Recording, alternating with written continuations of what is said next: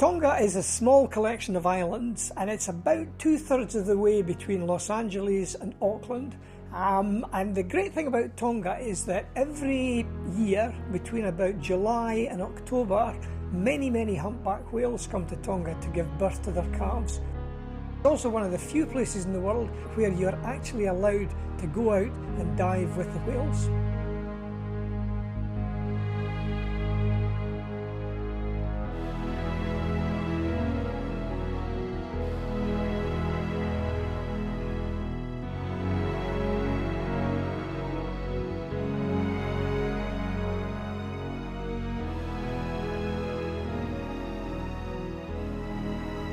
There is absolutely no doubt that the excitement you feel is in direct proportion to the size of the animal.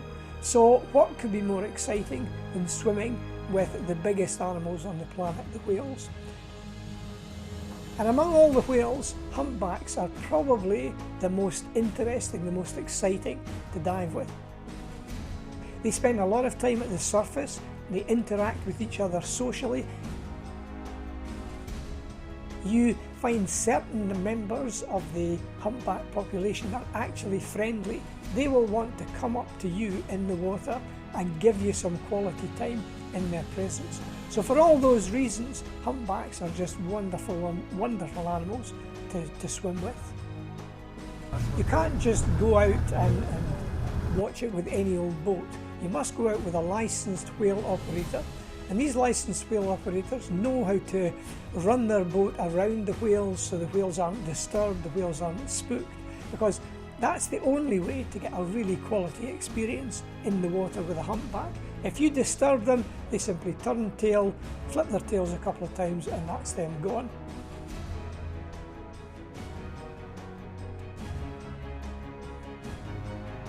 When you're in the water with humpbacks, the first thing to remember is to swim really slowly. Don't get too excited, keep the fin splashes down, just try and approach them gently. In fact, the first time that you see them, the secret is to not try to get too close. Just keep them out hovering at the edge of visibility. Let the animal get accustomed to you.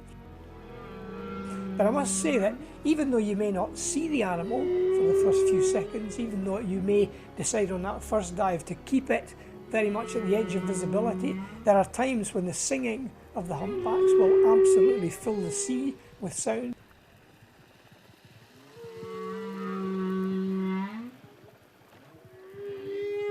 In fact, the male humpbacks singing, which is what they do round about the breeding season, those male humpbacks singing can be so loud that the sailors in the olden days used to actually hear it inside their ships. The sound would penetrate the hulls of the boat and you could hear the singing when you're actually on the boat. And in good days on Tonga when it's flat calm, the same thing goes today. And of course the singing underwater is just absolutely fills the sea.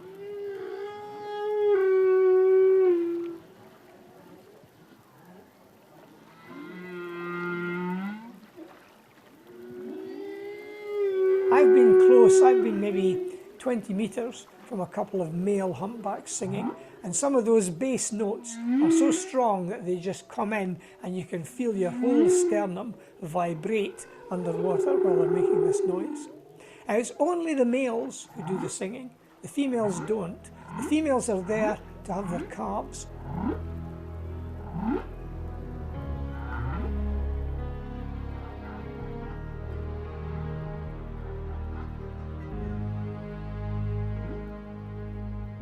When the calves are young, when the calves are born maybe only a couple of weeks ago, it's quite difficult to approach them. The mother is very protective. She'll often, as you swim close, the female will deliberately put her body between you and the calf. It's as if she wants to shield you. She's just being a little bit protective. But later on, 2 months down the line, when those young calves have got a bit more confidence about themselves, and more importantly, when the mother is happy to have her calf be a little bit more independent, let's say, then that's when you can have some really magic encounters. And I've had calves which were so interested in me and so keen to come up close that literally they will leave their mum and they will swim right over to you. And I'm talking about within just a couple of meters.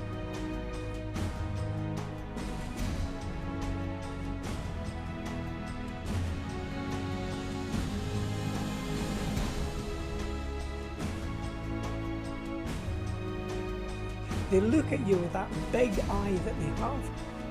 And when you come face to face with a mammal, particularly perhaps underwater, there is such a lot can pass between you and the mammal through that eye. You don't have to make a sound between you. Obviously you can't communicate in the same way as humans, but by the way you behave and by the way you hold that animal's eye contact, it's absolutely wonderful.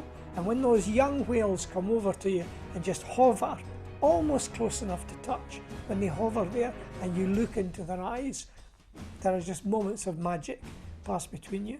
And I've had some of these young calves who are so friendly that they swim right over to you, and I had one in particular which just seemed to want to swim almost over my head, and I didn't want to touch it, but there were times when he was so close that I had to put my hand up and gently push myself away from that calf, because the calf just seemed to be so interested in seeing me. So that can be a wonderful experience, but you do have to be tuned into the whale, because at some point in the afternoon perhaps the big female or maybe the calf will just get a little bit bored and it'll decide, you know, can you just head off and leave me in peace just now? And at that point their sign is usually to turn their tail towards you and give a couple of big sideways swishes with their tail. And when you see a whale behaving like that to you, it's time to just leave them in peace and, you know, find them another day when they've had a chance to a bit of time on their own to get friendly again.